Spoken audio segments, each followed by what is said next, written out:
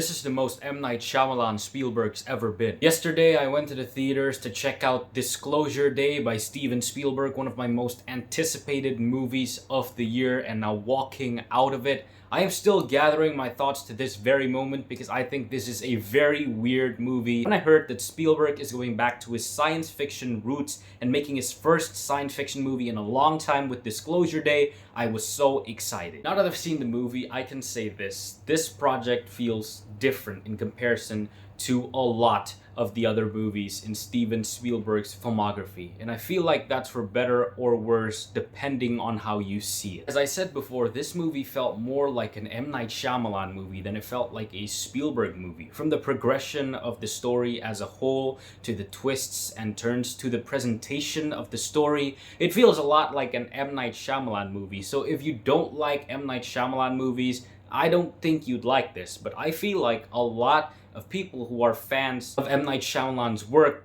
would be pleased with this movie. You can definitely say that Spielberg still has not lost his touch. The best parts of the movie are easily the stuff that Spielberg is in charge of. The technicalities of all of it, the camera movements, the blocking, the genius things, the small details happening in the movie, how certain characters get out of sticky situations, how they hit things in plain sight.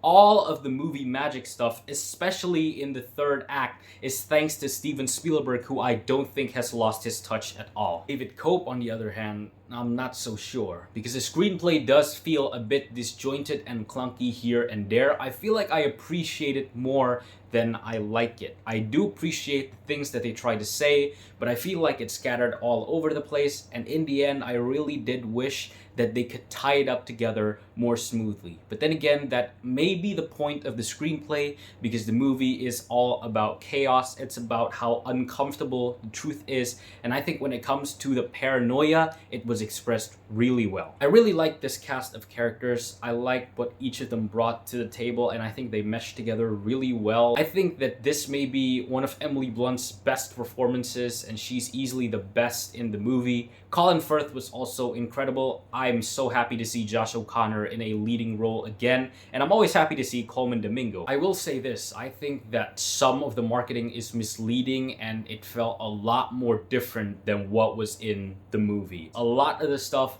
that you think are gonna happen probably wouldn't happen in this movie, and it would look a lot different than what you previously thought. I feel like this is a movie that will be appreciated more the more time goes on. But what do you think? Let me know and follow for more.